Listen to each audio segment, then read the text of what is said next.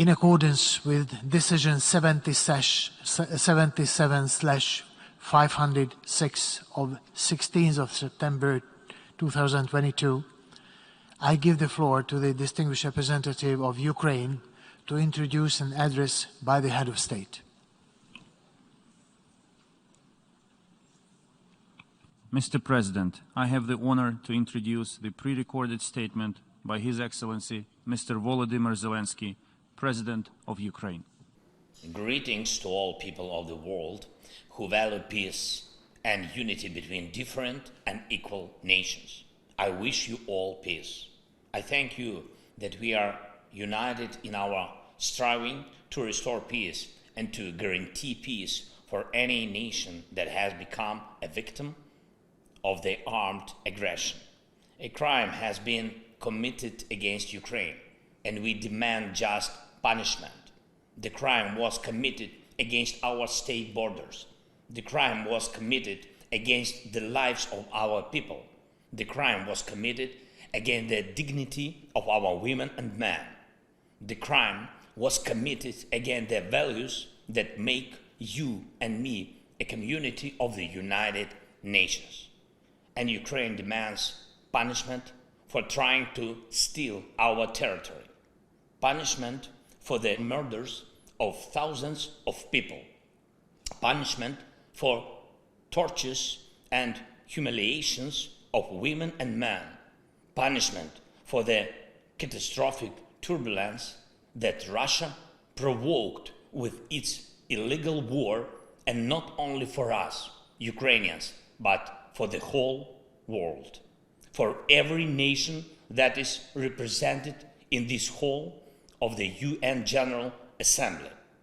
I'm speaking on behalf of the state which is forced to defend itself but has the formula for peace.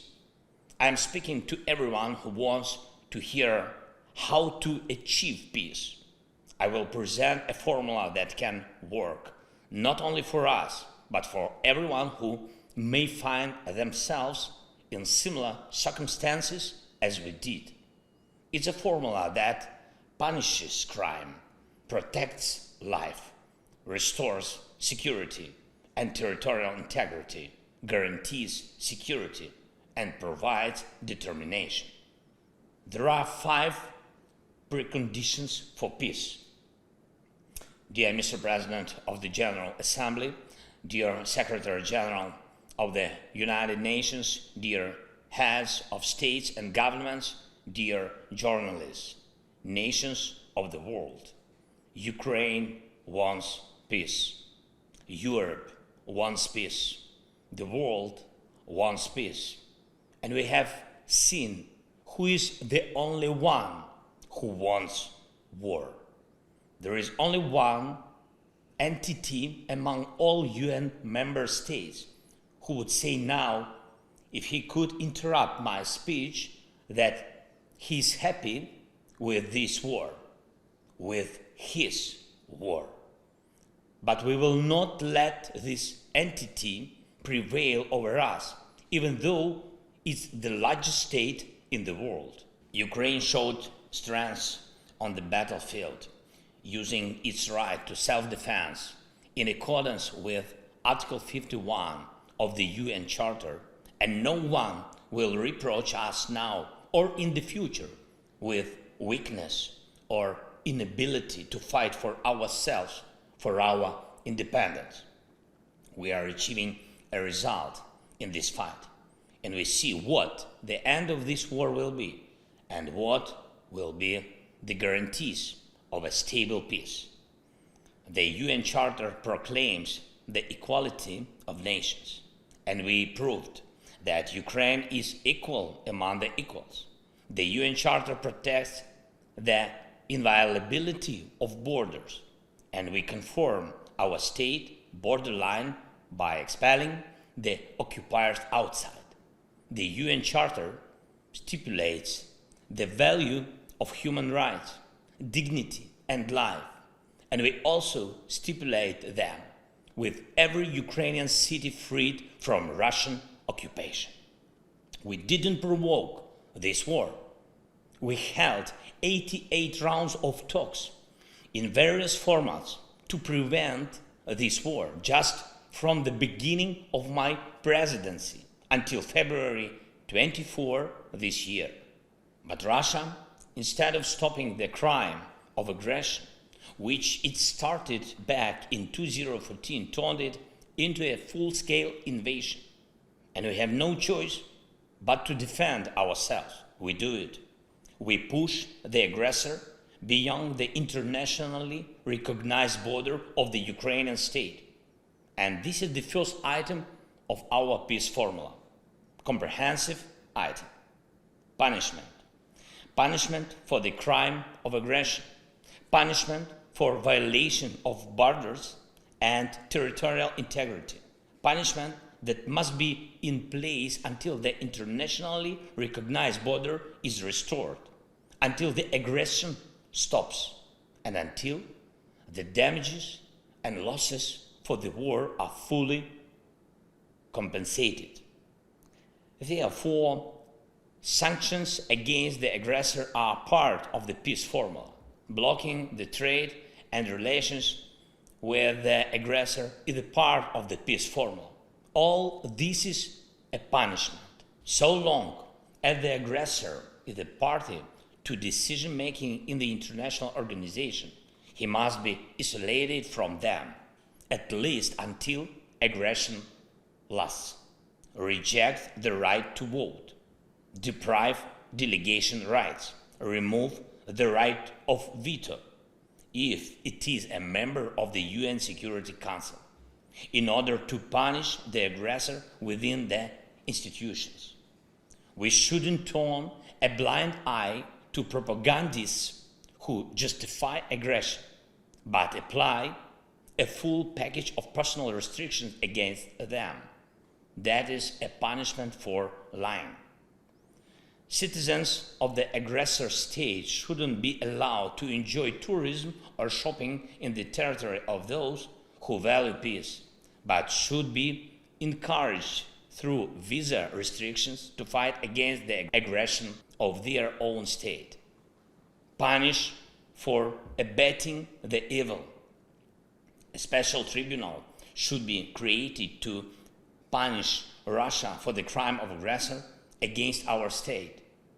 This will become signal to all would-be aggressors that they must value peace or be brought to responsibility by the world. We have prepared precise steps to establish such tribunal. They will be presented to all states. Ukraine will appeal to the UN General Assembly to support an international compensation mechanism. We count on your support. Russia should pay for this war with its assets. It's also a punishment. This is one of the most terrible punishments for Russian officials who value money above everything else. The second item of the peace formula is the protection of life, the most concrete item. Now, while the sessions of the General Assembly continue in the Ukrainian town of Izum, Kharkiv region, the exhumation is underway of bodies from a mass burial which happened when the territory was controlled by Russian troops. The bodies of women and men, children and adults, civilians and soldiers were found there, 445 graves. There is a family that died under the rubble of a house after a Russian airstrike. Father, mother, 6- and 8-year-old girls, grandparents. There is a man who was strangled with a rope. There is a woman with broken ribs and wounds on her body. There is a man who was castrated before the murder, and this is not the first case. Ask, please, the representatives of Russia why the Russian military are so obsessed with castration. What was done to them so that they want to do this to others? The only thing that differs the mass burial in Izum from what the world saw in Bucha is in fact the burial. The Russian army was in Izum for a longer time, and therefore the bodies of the killed people were buried and not scattered on the streets. So how can we allow the Russian army somewhere on Ukrainian soil, knowing that they're committing such mass murders everywhere? We cannot. We must protect life. The world must protect life. Every state suffering the armed aggression needs the opportunity to protect its citizens and liberate its territory. If it requires help with weapons or shells, they should be provided. If you needed financial help for this, it should be given. If for this it's necessary to help with intelligence data, just do it. But what is not needed is lies. We can return the Ukrainian flag to our entire territory. We can do it with the force of arms, but we need time. We tried to speed it up. We tried to implement the basic provisions of the UN Charter for Ukraine through negotiations, but Russia is afraid of real negotiations and doesn't want to fulfill any fair international obligations. It lies to everyone, as it's typical for aggressors, for terrorists. Even now, when Russia talks about negotiations, it only wants to slow down its retreat. Russia wants to spend the winter on the occupied territory of Ukraine and prepare forces to attempt a new offensive, new Buchas, new Izums. Or at least it wants to prepare fortifications on occupied land and carry out military mobilization at home. We cannot agree to a delayed war because it will be even hotter than the war now. For us, this is a war for life. That is why we need defense support, weapons, military equipment and shells. Offensive weapons and long-range one is enough to liberate our land, and defensive systems, above all air defense. And we need financial support to keep internal stability and fulfill social obligation to our people. Physical and social protection are two elements of any nation's life. So, the second item of our peace formula is the protection of life by all available means allowed by the UN Charter. The third item of our peace formula is restoring security and territorial integrity. Look at how many elements of global security Russia has undermined with its war. Maritime safety, food safety, radiation safety, energy safety, and safety from weapons of mass destruction. We're already restoring maritime safety and food security, and I thank Mr. Antonio Guterres for his personal involvement. Algeria, Ethiopia, Egypt, Libya, Kenya, Somalia, Sudan, Tunisia, Bangladesh, Israel, India, Iran, Yemen, Cyprus, China, Korea, Lebanon, Turkey, Belgium, Bulgaria, Greece, Ireland, Spain, Italy, Netherlands, Germany, Romania, and France have already received Ukrainian agricultural products. And we have to increase the supply by sea, both under market conditions and within the UN food program, for which Ukraine is always a reliable partner. And by the way, despite all the difficulties caused by the war, we decided to provide humanitarian aid to Ethiopia and Somalia. So we will send them an additional amount of our wheat, but it's more difficult with other security elements. On the eve of the General Assembly meeting, Russia fired missiles at the South Ukraine nuclear power plant. The explosion hit the station buildings. Windows were broken, walls were damaged. The rockets exploded only 300 meters from the walls of the reactors. And this is after the IAEA's clear appeal to Russia to stop any hostile activity against any nuclear facilities of Ukraine, and in particular against the Zaporizhzhia nuclear power station, the largest one in Europe, which Russia has turned into a target. And that makes all of you a target. Russian radiation blackmailing is something that should concern each and every one of you, because none of you will find a vaccine against radiation sickness. The cost of living crisis continues in dozens of countries. It rules in the destabilization of the energy market. It's necessary to remove the main factor of global price turbulence, namely Russian energy blackmailing. It's necessary to cap the prices at which Russia exports its energy resources. It's necessary to make Russian oil and gas just ordinary goods again. Currently, oil and gas are Russia's energy weapons.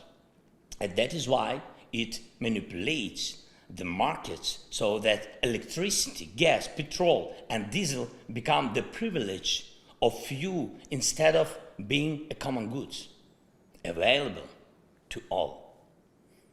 Limiting prices is safeguarding the world. This is the way to restore energy and price security. But will the world go for it? Or will it be scared? Will it be scared of Russian threats? It's necessary to take only one strong step, after which everything will become clear. The time has come for this. This step will put everything in place. After the Russian missile terror, after the massacres, after Mariupol, after the burning of the Ukrainian prisoners in Olenivka by the Russian military, after blocking the ports, after the strikes of the Russian tanks and missiles on nuclear power plants, and after threats to use nuclear weapons, which have become the rule, not the exception, for Russian propagandists. We must finally recognize Russia as the state of sponsor of terrorism at all levels, in all countries that confess the values of peace and protection of human life, legally, politically. If you don't have a legal mechanism, you can make a political decision in the parliaments. This is the foundation for restoring global security. If this strong step is taken, doubts will disappear whether to take other important steps. And what is very sensitive is the border, the territorial integrity. When one country tries to steal the territory of another state, it puts all of the world nation under attack. Global security cannot be restored without restoring the territorial integrity of the nation which suffered the armed aggression. So the third item of the Ukrainian peace formula is the restoration of security and territorial integrity. The fourth item is security guarantees. Every nation has the right to security guarantees, not only the largest nations, not only the most fortunate ones. We have proposals to upgrade the security architecture for Ukraine and for Europe and the world, which will not allow any more aggression against us. We are already presenting them to partners. Proposals for legally binding multilateral and bilateral treaties. These are the conditions for the guarantors to act and the timeline for their actions to bring results. Results on land, at sea, and in the air, in diplomacy and politics, in economy and finance, in providing weapons and intelligence. Each of you who will receive the text of our peace formula will also see the details of what we offer as security guarantees. I do not want to compare our offers with the guarantees of any alliances that exist on the planet now. I want to stress that it is always much better to guarantee the security of a nation preventively rather than to stop a war after it has already begun. And the fifth item of the Ukrainian peace formula is the determination, something without which the other four items will not work. This is our determination to fight. This is the determination of the partners to help us and also themselves. And this is the determination of the world to unite around the one who fights against armed aggression and to call to order the one who threatens all. So, all five items of our formula: punishment for aggression, protection of life, restoration of security and territorial integrity, security guarantees, and determination to defend oneself. This is the formula of crime and punishment, which is already well known to Russia. And this is the formula of justice and law, an order that Russia has yet to learn, as well as any potential aggressors. What is not in our formula? Neutrality. Those who speak of neutrality when human values and peace are under attack mean something else. They talk about indifference, everyone for themselves. Here is what they say. They pretend to be interested in each other's problems. They take care of each other formally. They sympathize only for protocol, and that is why they pretend to protect someone, but in reality, they protect only their vested interests. This is what creates the conditions for war. This is what needs to be corrected in order to create conditions for peace.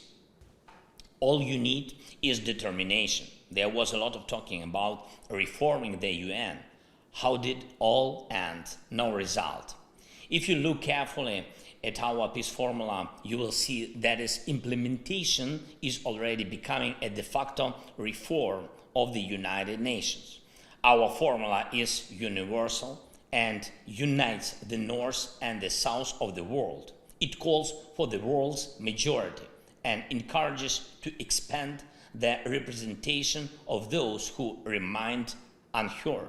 This is an imbalance when Africa, Latin America, most of Asia, Central and Eastern Europe comply with the right of veto that they themselves never had. And this is what Ukraine is talking about. And have you ever heard such words from Russia? But it's a permanent member of the Security Council. For some reason. For what reason? No Japan or Brazil, no Turkey or India, no Germany or Ukraine. The day will come when this will be resolved. As for the talks between Ukraine and Russia, probably you have happened to hear different words from Russia about the talks, as if they were ready for them. But they talk about the talks but announce military mobilization. They talk about the talks but announce pseudo-referendums in the occupied territories of Ukraine. What is true then? The military mobilization in Russia is true. Sham referendums are also true. Russia wants war, it's true, but Russia will not be able to stop the course of history. Mankind and the international law are stronger than one terrorist state. Russia will be forced to end this war. The war it has started. I rule out that the settlement can happen on a different basis than the Ukrainian peace formula.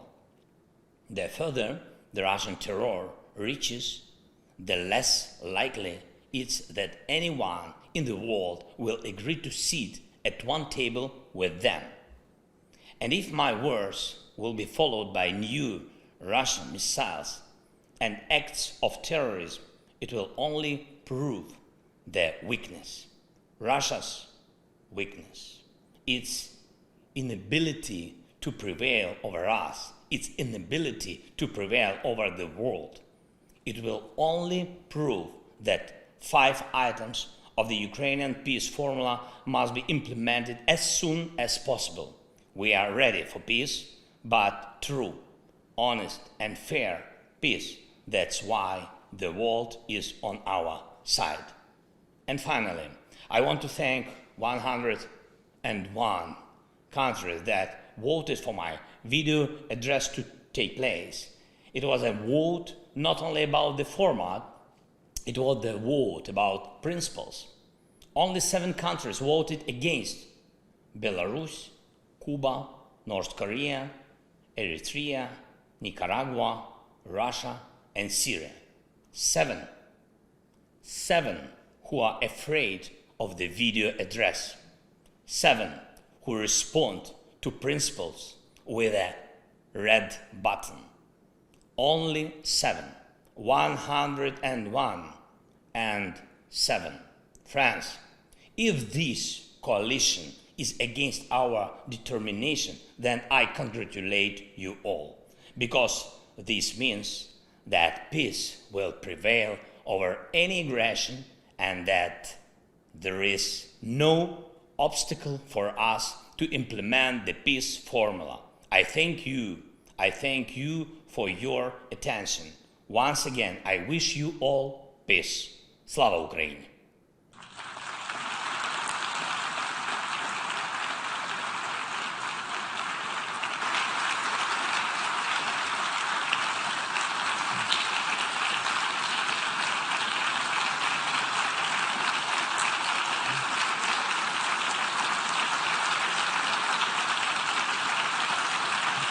On behalf of the Assembly, I wish to thank the President of Ukraine for his statement just made.